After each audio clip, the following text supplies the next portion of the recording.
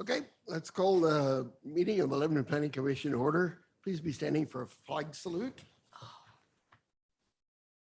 I pledge allegiance To the flag of the United States of America and to the republic for which it stands, one nation, under God, indivisible, with liberty and justice for all. Okay, and roll call. Yes, sir. Commissioners Miller, Angel Ford, and Vice Chair Garrett Kunarowski are excused. For the rest, Commissioner Malloy, Commissioner Fountain, Here. Commissioner Baxter, Here. Commissioner Brashears, Here. Commissioner McLean, Here. and Chair Robertson. Here.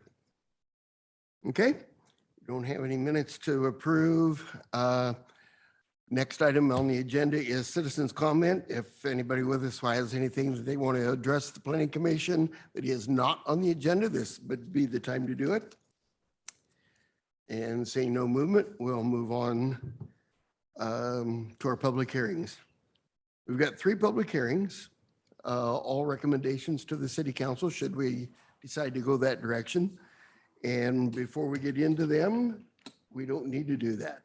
All right, so with that, then we'll open up our first public hearing, planning file CPTA 23-01, and turn it over to staff. Thank you, sir. First of all, as a reminder, everybody, please be close to the microphone so that we can capture it on record. For all of the public hearing items tonight, these are a long time coming. We've been working on these items for over a year with the Planning Commission, the City Council, and the public.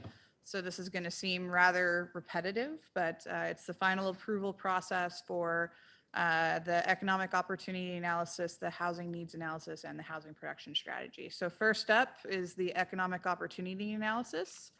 This document was put together with a project advisory committee made up of residents, business owners, developers, individuals from the school district, as well as other members of the public. And through a process through that public advisory committee and meetings with work sessions with the city council and the planning commission, the EOA was developed, and the results and conclusions of the EOA included a buildable land inventory, and we have more than enough land in our city to accommodate industrial and commercial growth.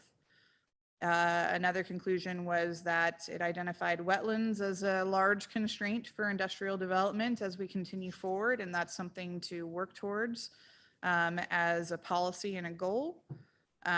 We have a surplus of commercial land, but not nearly as much as industrial land. And so how to right size and provide commercial is going to be an appropriate policy and action.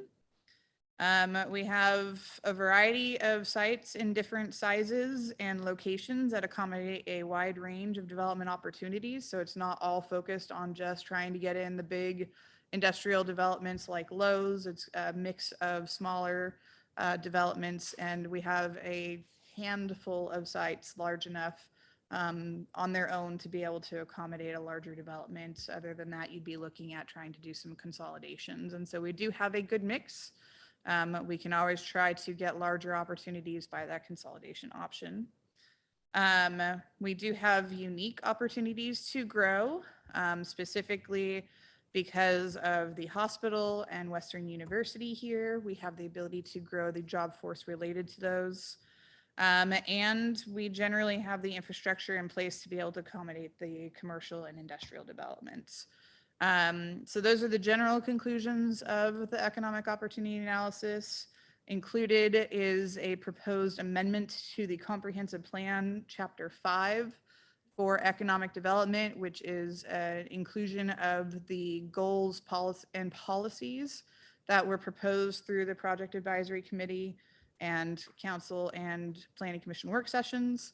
And then there is a separate recommended actions document that includes recommended actions for staff to take over the planning period to try to further the development of those goals and policies. So before you tonight's the proposal for the comprehensive plan amendment, which is part of that amendment. The economic opportunity analysis is included as an appendix to it. And so with that, I will conclude my report and answer any questions. Any questions for staff? Okay, then we will open our public hearing and invite anybody to come forward that wishes to speak to the comp plan text amendment, whether either for or opposed. And seeing no movement, then we will close the public testimony. All further discussion will be amongst staff and planning commissioners. So yeah, we spent a lot of time on this. So this is pretty much obviously what we've talked about before, but nevertheless, are there any questions, any concerns? It's good to see it all put together. Yeah. Kelly said it's been a long time coming. Yeah. Job well done. All right, is anybody prepared to make a motion?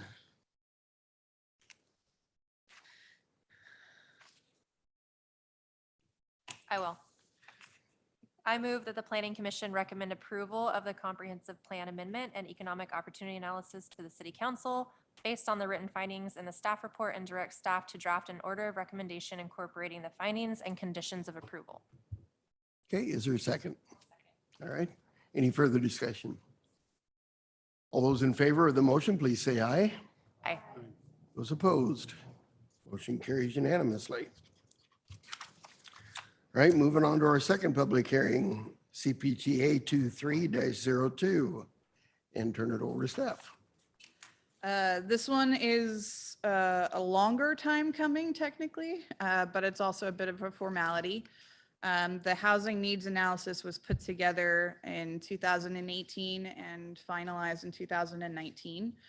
So all of the data is based off of the starting points of 2019. And so this is a housing needs analysis starting from 2019, a 20-year planning period. The document was completed.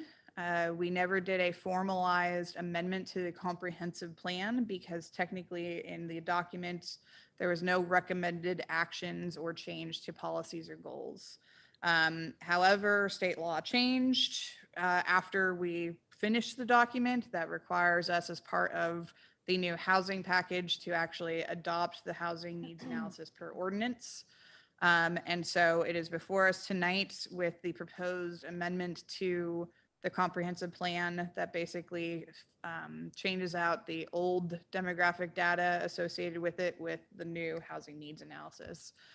So before you tonight is the formal document for adoption via ordinance before the city council. So it's a recommendation. And then included as part of the comprehensive plan amendment, we have the actual needs analysis included as an appendix. So with that, I can conclude my report unless anybody wants specific details of what's in the document. And I'm here to answer questions. Okay.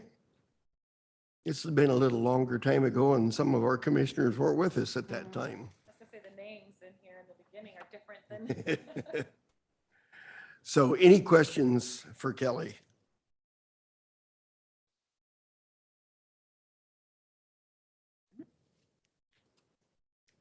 Okay, seeing none then, is anybody prepared to do a motion or, I think we do need to put it to the public for any comment. oh yeah, we probably should do that, shouldn't we? I'm in a hurry, can't you see? So let's open the public hearing. Anybody wishing to speak either in favor of or opposed to the comp plan text amendment, please come forward. And seeing no movement, then we will close the public testimony. And now, any further discussion? Anybody prepared to make a motion?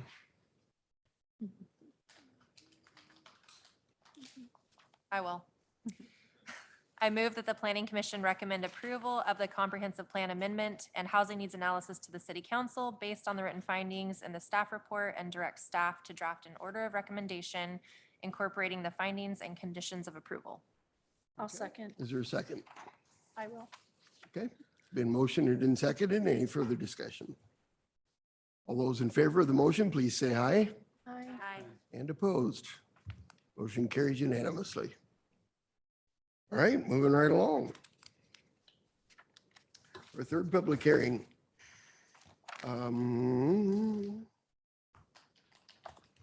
Get back here. Comp plan or housing production strategy, public hearing and staff. Thank you again.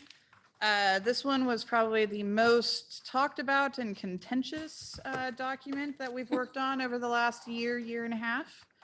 This is the housing production strategy. As a reminder, this is a state requirement for any city of a population over 10,000 to put together a production strategy of actions the city will take to further promote the production of needed housing based off of the document that we just did, the housing needs analysis. And so through many different forms of public outreach and several work sessions between council and planning commission, this document has been finalized based off of the recommendations through that public input and work session process. In total, there's 19 different actions that are proposed through 4 different pockets of options. And it would be great if I can remember those off the top of my head. But land use strategies is one of them. So that would be us doing amendments to our development code. The next one is development incentives. That would be trying to provide a financial incentive for developers, and we have a couple of items through there. There's land-based strategies and partnerships, which is us trying to participate in potentially land banking for affordable housing and other options for like land trusts. And then finally, public projects and resources. That's us trying to extend or prioritize infrastructure to promote the development of housing. So out of those 4 different buckets, there's 19 different strategies that are proposed, which we will implement over the next 8 years. And then we'll do this all over again. And we have, just for note of information, we have applied for a grant through the Department of Land Conservation and Development to hire a consultant to help us on the next round, which is actually to try to do some of the land use and zone changes. And so if we get that grant, we will be starting work on those amendments as early as next winter or January or February of next year. And so with that, I'll conclude my report. The recommended action is to make a motion to approve the housing production strategy to the city council. And I'm available for any questions.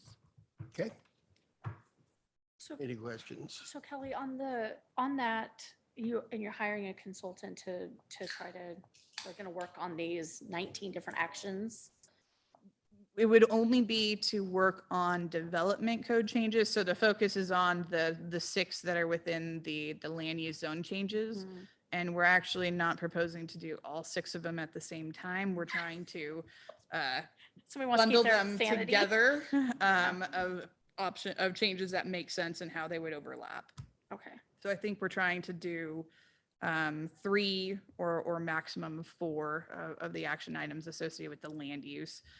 The rest of them will wait until additional grants are available, or it will be on the shoulder of staff to try to address those. Okay. On number Okay. 1, I just have a question on 1.6, which is to allow tiny homes on wheels. Yeah. I was ever part of a conversation that ever included. It was included as part of the work sessions that started in January. And it was reviewed.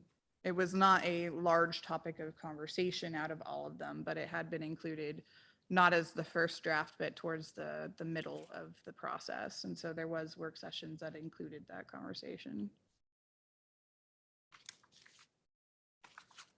As part of 1.6, how do you propose to allow those? Or is it part of like a tiny home, like the cottage homes, for example? Is it going to take on that kind of format? So I believe the way that it's drafted, it's to consider either doing tiny homes as like an accessory dwelling unit in the rear of somebody's property as an ADU or as a tiny home village.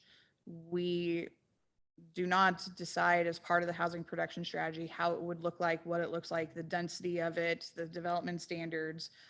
That's just the concept of how we're trying, of options we're trying to look at to promote more affordable housing. What it looks like and how it feels is still to be determined through the process of the development code changes. And so it's still up in the air. I guess I'm just not a fan of having tiny homes on wheels. Anywhere in any kind of zone changes, like, for example, a single-family home to have tiny home on wheels sitting in the backyard. So Kelly, correct me if I'm wrong, but these are only strategies and we're not obligated to implement them. Is that correct? It depends on the way that it's written. So I think that we have it written, at least on the staff report, as I see, I can look in the document itself. If it's written as an example of evaluate the feasibility of a property tax incentive, our obligation is to research, discuss, evaluate, and determine whether or not it's for us or not. It does not obligate us to implement it. Okay. Well, If it's written as to encourage, it's again, we should be doing something to make it happen. If it's written as allow, then it's something that is intended to occur, but how it is to occur is still to be determined. Okay. well, this implementation timeline is in the first 1 to 3 years. So technically, it would be done right away. And in the description, it says, develop a regulatory framework that would allow Right. those to be permanently occupied on dwellings. So So if that's the way that it's written, then it is intended that that would be something that would occur. It does say within the description of the document itself, it says either as a tiny home village, so kind of like an addition to a manufactured home park, correct. or as like an ADU. And so it doesn't define how, but it would provide an opportunity for one or the other, or potentially both, based off of the decision-making body. So upon approval of this document, we would have input on how that would look. Correct. And the timelines that are listed there are timelines that are flexible, as long as we are continuing to make progress, which is what we're trying to do with applying for grants and code changes and everything. We can't be beholden to a document if it doesn't make sense in terms of what's funding is available and that kind of thing.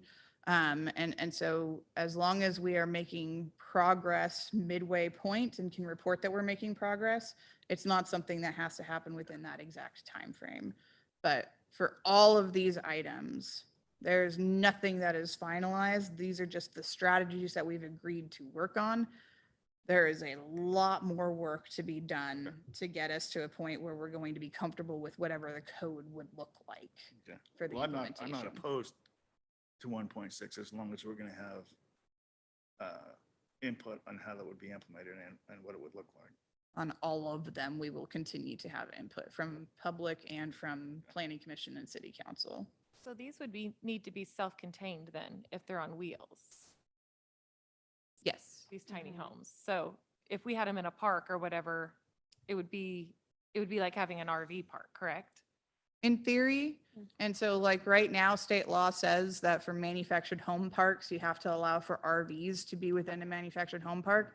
This would be the same sort of thing. Same thing, okay.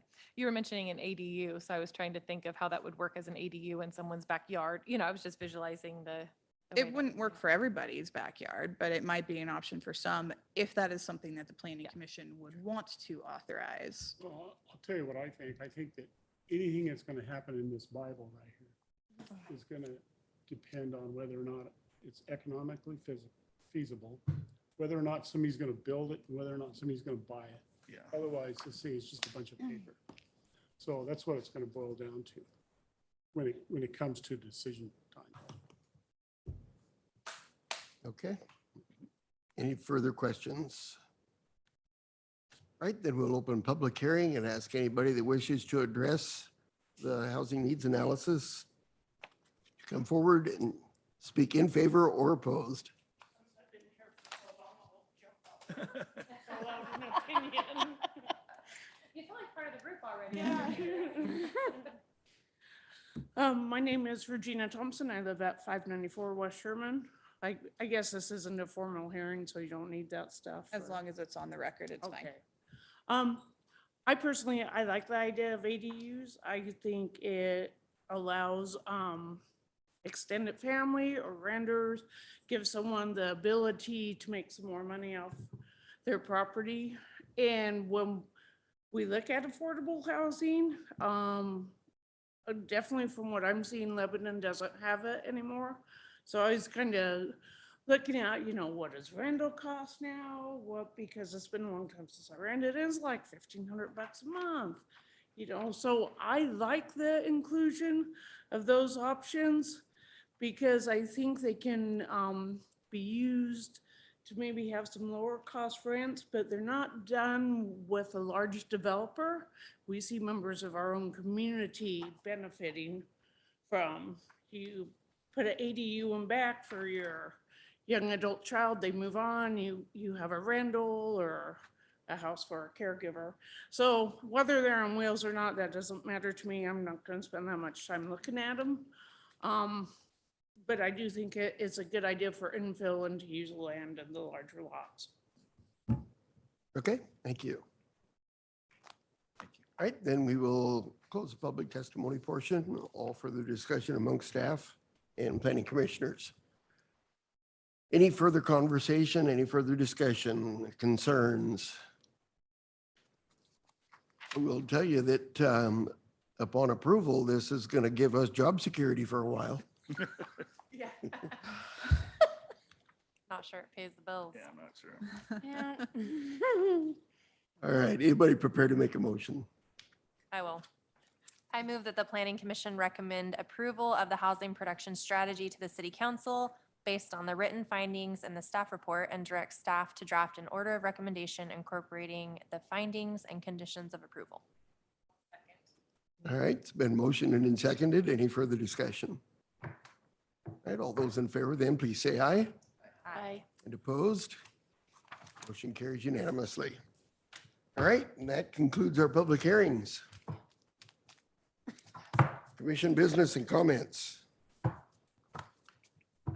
We will have a meeting next month. It'll be one item and maybe some planning commission minutes. But we have seen a slowdown in applications for development and use and subdivisions and partitions. We went from at the beginning of this year having on average 9 of them continuously in hand being processed to right now we only have 3. And we don't have many more that we have on the horizon that we know of that are coming in. So that's an indicator of many different things, but that's just, I want to let you guys know that we are seeing that slow down. But other than that, that's all I've got. So Kelly, on this part of this, are you gonna bring this to us like once a meeting or do we have a work session or? Give me those big eyes. Once a year? Well, so, Cause there's a lot of stuff for us to go through oh yeah. and the conversation leading through the last piece of it with all of us almost wasn't long enough for us to continue to chew through that, So first off, with the grant, if we get it, we will have a consultant help us walk through the process to do okay. a chunk of it, So in the winter time. which means that we will continue to have many conversations. The planning commission is going to be the body. You guys are the ones that make recommendations regarding the development code. You've had the experience on the technical body side of the equation. So we will be relying heavily on the planning commission as part of the public input process of how to implement this. So it will be a regular discussion on the land use side of the equation for the development code amendments. For the other items, I would be happy to do update every 6 months or maybe annually for the ones that are continuing to work on. On the staff side, we're still trying to figure out how we're going to get all this done with the staff that we do have and the budgets that we have. And so when we continue to sort through all of that, we'll know what we're going to tackle after or continuously. And then we'll do updates, and we'll definitely be doing updates at the city council level as well, because there's some actions that they're going to have to take as well. So There's just so much, and then it just feels like we're gonna be just finishing it up in 8 years and starting all over again. it is exactly that. Mhm, yep. With the amount of changes that are being proposed, with the amount of you have to think on top of that, you also have continuing state legislation that's coming out. A whole bunch just came out this last legislative Yep. cycle that we haven't even gotten to unpack yet or look at. And so between the housing production strategy, implementation of the economic opportunity analysis, and new state law coming up over and over and over again for cities with 10,000 or more,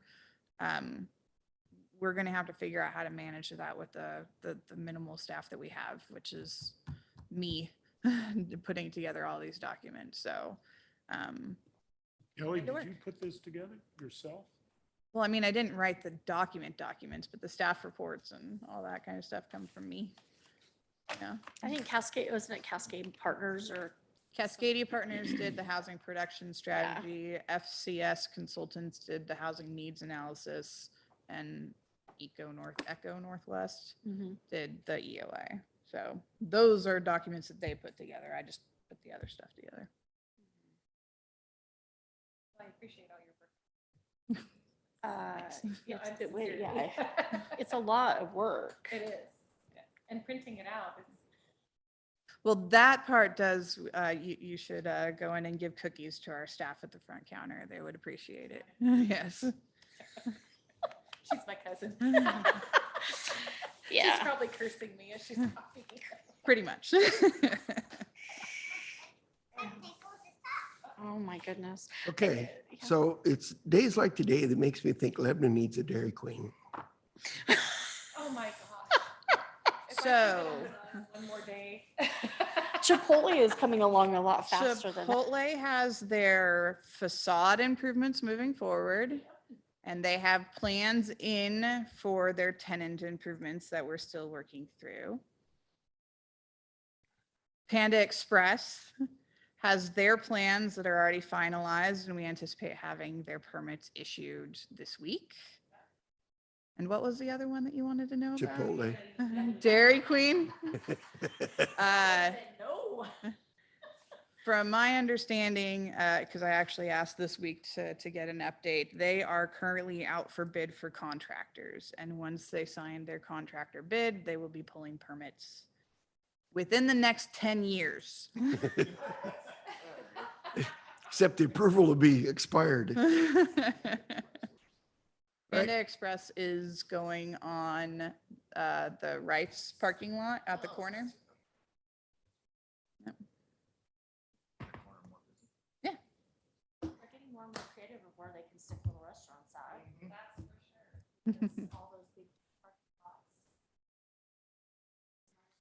Yeah.